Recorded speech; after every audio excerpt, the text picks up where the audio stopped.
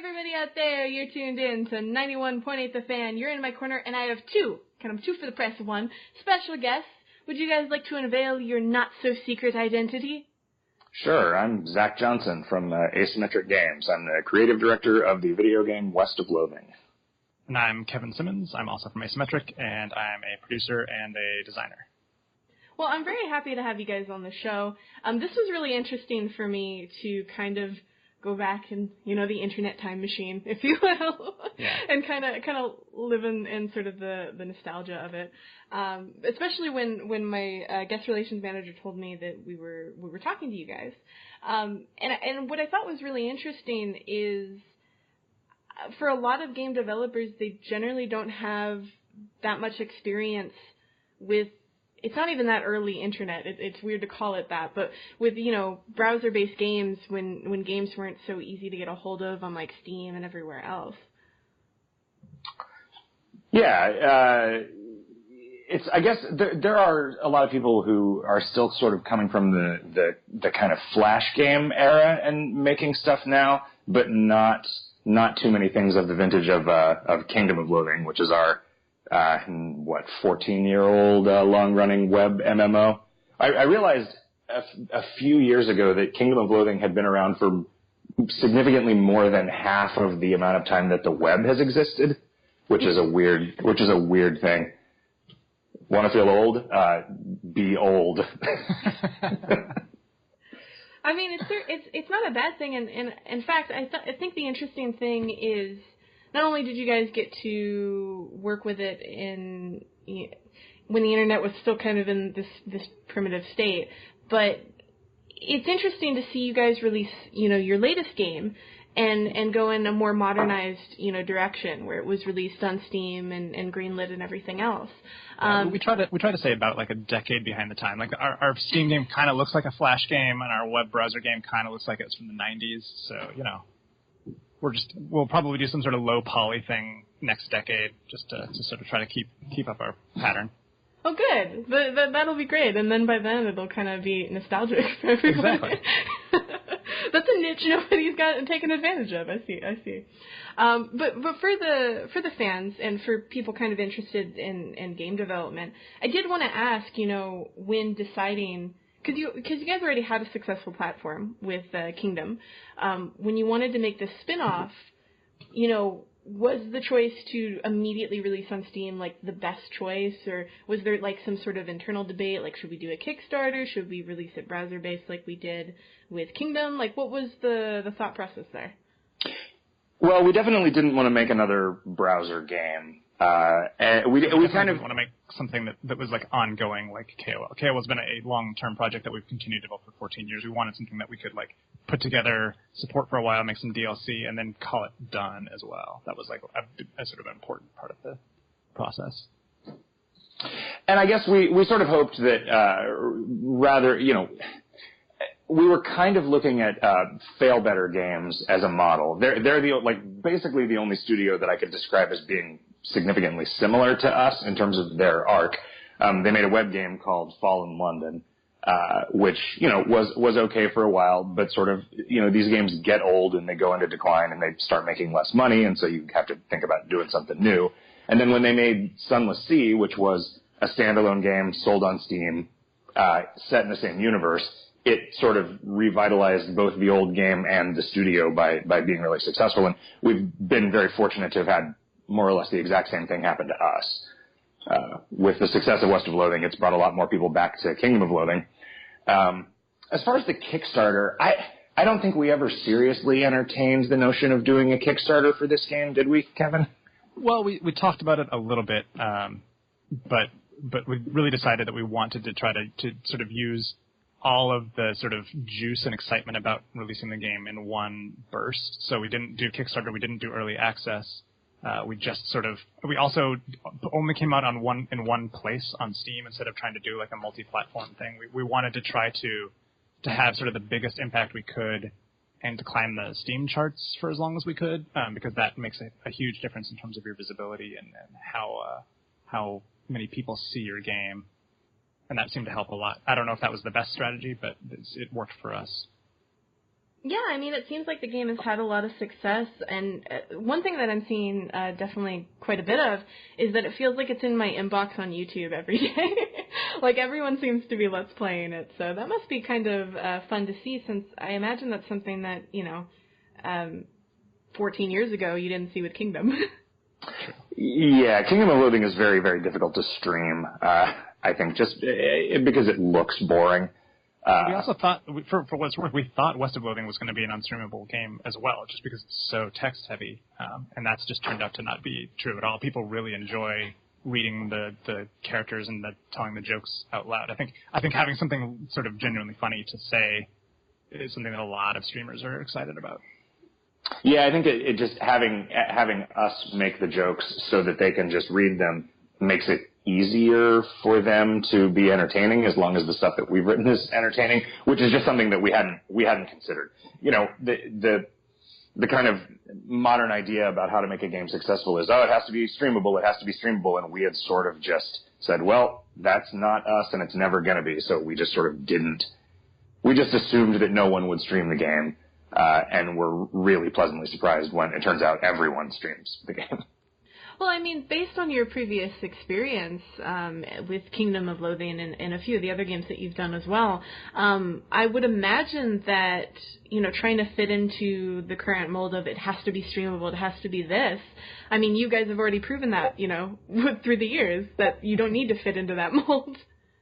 Yeah, it's hard to imagine that. I mean, everything has changed so much over time. I don't know that a game like Kingdom of Loathing could be successful now. I think we filled a very particular niche at a very particular point in time, where, a lot of people had office jobs where they were sitting at a desktop computer all the time, or, had school computer labs that were not yet sort of clamped down on what sorts of things they could access. Yeah. So I mean, another part of the decision to release West of Loathing as a standalone game on Steam was just kind of to see if we could. Like, okay, well, we demonstrated that we could be a sort of weird, successful studio in 2004. Could we be one now if we wanted to? And yeah, I think it turned out okay. Well, I'm glad you think it turned out okay. I think the fans would think, it turned out good. Yeah, there was never a point where we were worried that the game was going to be bad. Well, I guess that's not true. Early on, maybe, before it had, like, really gelled. But, like, as soon as we started showing it and seeing how much fun people were having playing it, like, we were always pretty confident that it was going to be a good product. But what we were not at all confident in is that we would be able to sell it, right? Because it's just so random what things catch on and what things don't. And I think we had a combination of, we worked really hard and skillfully and made a thing that we're very proud of, but then we also got very, very lucky. I mean, the game does not look like a lot for the sort of the untrained eye. Like, I think a bunch of people will dismiss it just because it's a stick figure game, and they just assume that there can't be much there. I mean, stick figure animations were the best in the heyday. Let's be honest. Yeah, that's true. It's weird to me because, like, whenever Kingdom of Loathing and West of Loathing especially gets compared to those sort of stick figure Death Theater things or whatever, I find it really mystifying because to me they look totally different.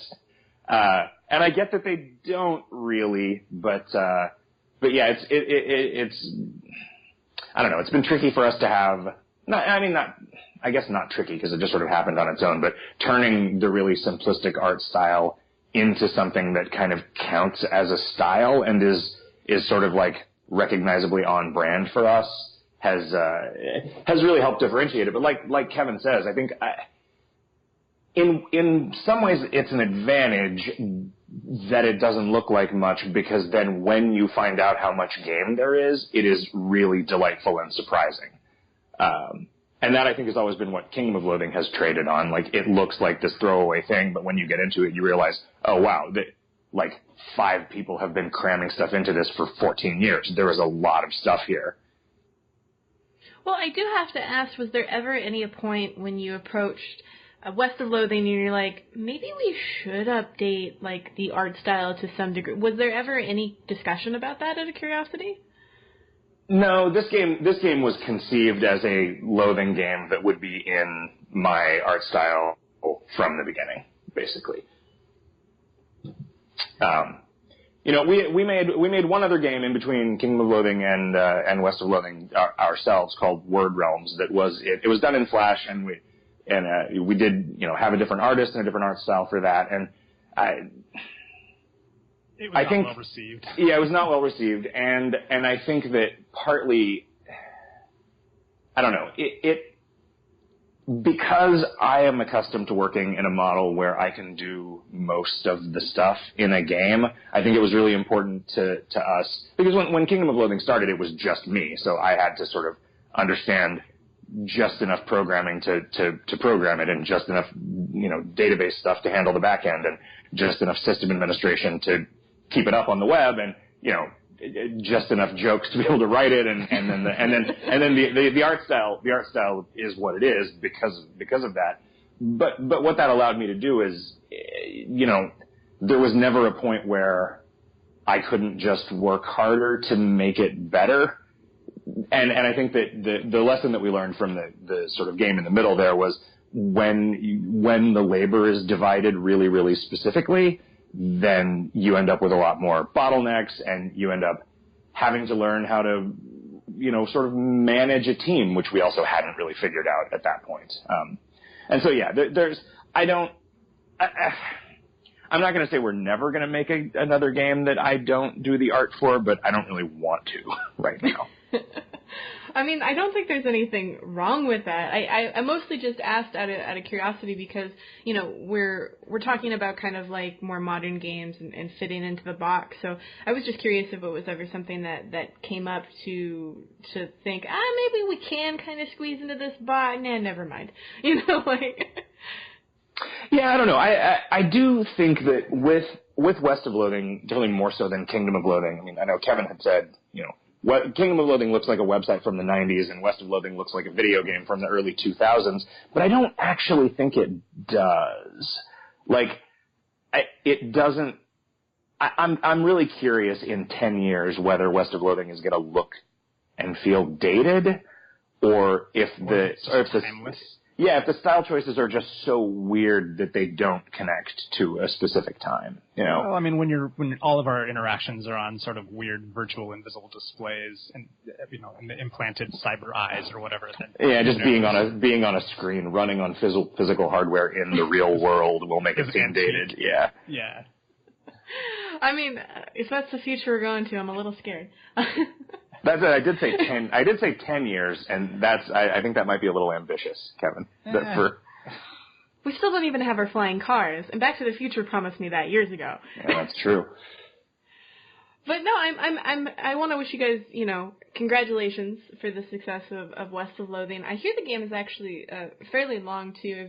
I've asked around, with people who've played it in their chat rooms and stuff, and they're quoting me like 11 to 25 hours, depending on how many side quests you do and things like that. Yeah. Yeah. Was that kind of in the ballpark of where you guys wanted to be with the length of the game? We were shooting for a 4-hour game.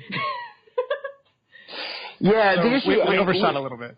Yeah, we weren't, having never made, in Kingdom of Loathing, there is not really any sense of location for the player. Like, you can get anywhere at any time by just loading the URL for that, place in the game. Mm-hmm. And something that we just sort of should have thought of, but had to learn from making West of Loathing, was when you have to walk from one place to another, it takes a lot longer to consume content. So when we made the prologue, which we were thinking was going to be this kind of 10-minute secret tutorial of the game, and then once we showed it to people, it was taking people 45 minutes or an hour to fully explore it. We just kind of realized, this is going to be a lot longer than we expected.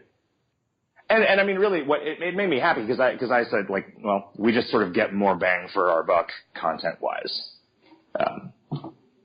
And, people still describe it as very dense, which that alleviates the concern that, what if the moving around is just padding, I guess. There are almost 100 different locations to visit, so it's not just that moving around. Yeah. Yeah. There's a lot of things to see and find and puzzles to solve. And You can avoid a lot of combat, but if you're fighting the combats, those definitely take some time as well. So.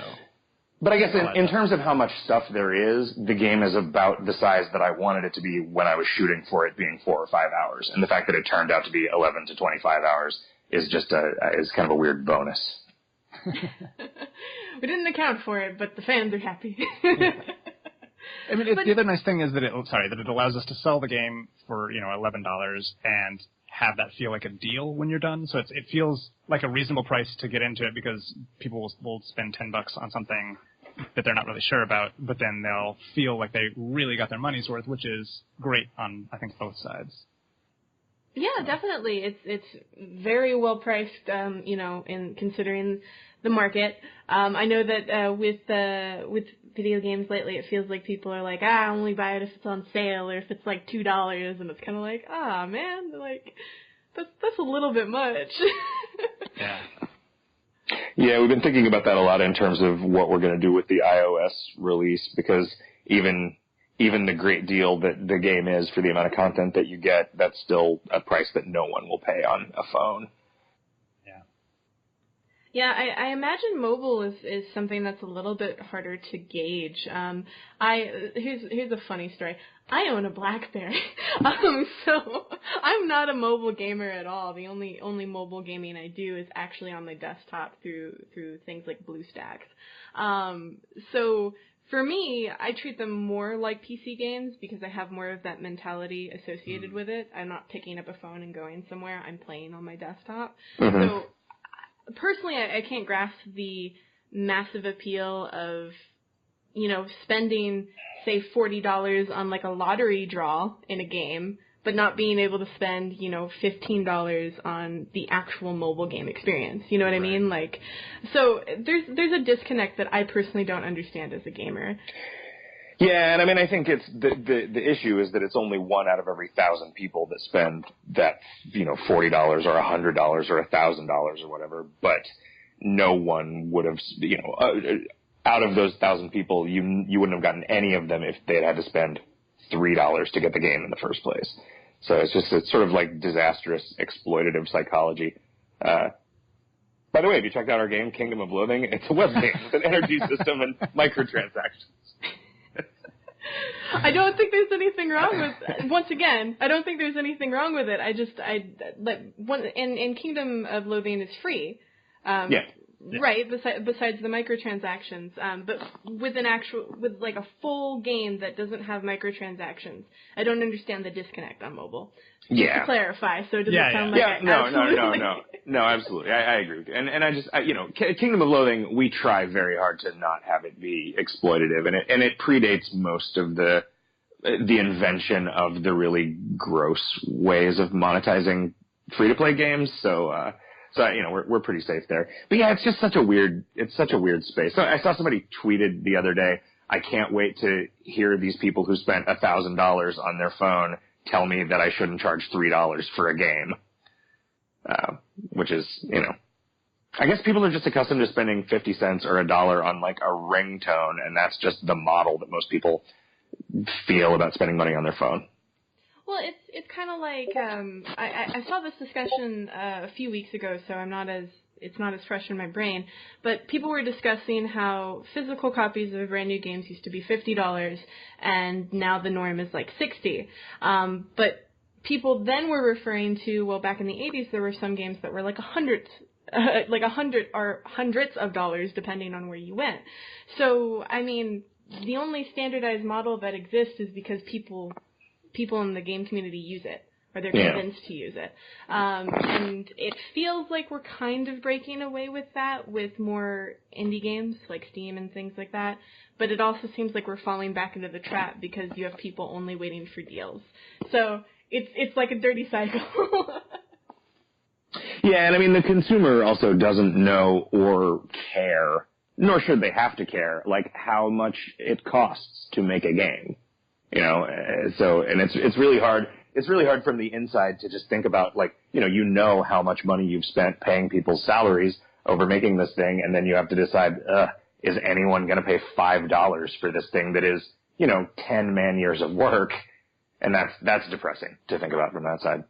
but sometimes you get lucky, and I mean, also, games are such a labor of love for so many people that there's always, I don't know, it's like any art, that you always have to. There are certain big successes, and then there's a bunch of people basically working for free, and it's sad, but you do get to play a lot of video games. And then there's a whole bunch of people that will become famous after they die. So maybe our games will become really, really well known in 100 years. Yeah. I mean, I think they're pretty well known now, to be honest. It was interesting, because when I do research on this sort of stuff, specifically, I went to a lot of people that I knew more in kind of the Newgrounds days, Yeah. And it was interesting how many people were aware of Kingdom, and they're like, yeah, I've been checked in on it, maybe I should, or maybe I should check in on my account or so. And it was interesting, just to see that, despite all the changes that have happened in technology and the way the world works and people are still really fascinated and have fond memories of Kingdom. And so I think that's a testament to what you guys did, way back. Yeah, and I think we're very lucky, with West of Loathing coming out in such a crowded marketplace. I think that we would have had nowhere near the level of success we did if it hadn't been for, the however many million people played Kingdom of Loathing and knew about it and were excited enough to share the news of a new thing that we had done. So that was one real significant advantage that we had that I feel very fortunate to have had. Well, for the fans out there, I know you probably can't spoil much of anything, but do you have any plans for, anything in the future for West of Loathing? Are you guys discussing if you want to expand on it in any way? Yeah, development on the first DLC package is already underway. So we're anticipating being able to get it out by the end of the year. Beyond that, we're just not sure. We haven't done any of this before, so we don't know how long it's going to take to make. But yeah, it will depend to some extent on how well the first DLC package does. How many more we feel like it'll make sense to make. But we definitely we've got ideas for 3 pretty significant chunks of content to add, and it's, running out of ideas is never the problem that we have. Running out of time is always the problem. So yeah, it's we're definitely gonna be releasing some DLC. We're gonna be porting to some other platforms. That's kind of where we're at in the development of West of Loathing right now. Awesome. And for the fans out there that want to keep up to date with what you guys are doing, where can they stalk you in a nice way on the interwebs? Kevin knows how to sign up for the mailing list. Yeah. You can follow us on Twitter at Asym, ASYM. That's probably where we're most active. But then you can go to westofloathing.com, and way down at the bottom of the page there is a link to our newsletter where we send out probably once every month or 2 emails that sort of tell you what we're up to and what kinds of exciting things we've got going on. Yeah. Fantastic. I am spamming our live chat with all of those links. So they can get the game themselves on Steam. It's available now. Yes. In case you didn't know. And no, I thank you guys so much for joining me today. I thought this was a lot of fun. And since we're nearing the end of this interview, I was actually wondering if you guys would be willing to participate in a 91.8 The Fan tradition. Okay. Sure. He agreed, not knowing what he was agreeing to. I like how one of you was like, yes, and the other was like, sure. He already said yes. I'm We asked this of everyone, whether they're a voice actor or not. Basically, if you could do a radio bump for us. The trick of it is that we do the takes live on air, so everybody gets to see you mess up. Okay. That's the fun part.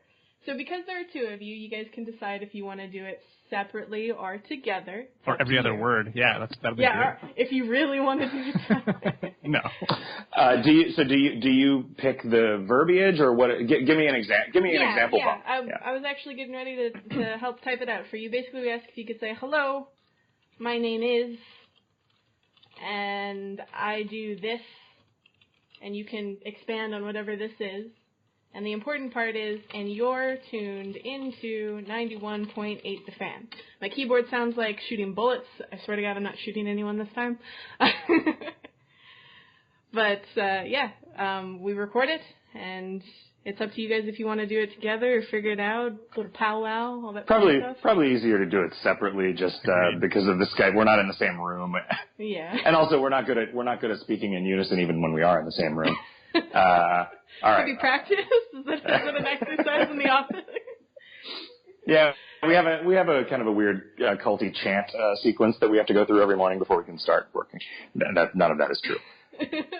Well, whenever you guys are ready, go right ahead. Okay, I'll go first. I'm Zack Johnson from Asymmetric Games, and you're listening to 91.8, The Fan. That was perfect. All right. No pressure. Hi, I'm Kevin Simmons, and I make video games for Asymmetric, and you're tuned in to 91.8, The Fan. See, you guys are pros. Look at this. I have voice actors that can't even do this. I'm not kidding. Okay. We are wordsmiths for a living. Sure. Yeah. We also do a lot of podcasting. That's also true. So you can also find us at videogameshotdog.com if you want to listen to our podcast, Video Games Hot Dog, where we talk about video games. I like how it's named after food, but that's probably just because I like food. We also like food. Perfect. Well, thanks so much for joining us. And before we say goodbye, are there any, parting words you'd like to leave the audience? Any words of wisdom, dating advice, predictions for the end of the world? Don't go on a date to the end of the world because you're never sure how that's going to turn out. That said, the Edgar Wright film, The World's End, is a great movie to take a date to. That's a good point. And I think that's perfect. And for any of the listeners out there that missed any of this interview, don't fret. You can find it on the website within the next few days. So keep your eyes peeled to 918thefan.com and your ears tuned to 91.8 The Fan, where we play everything you want and nothing you don't.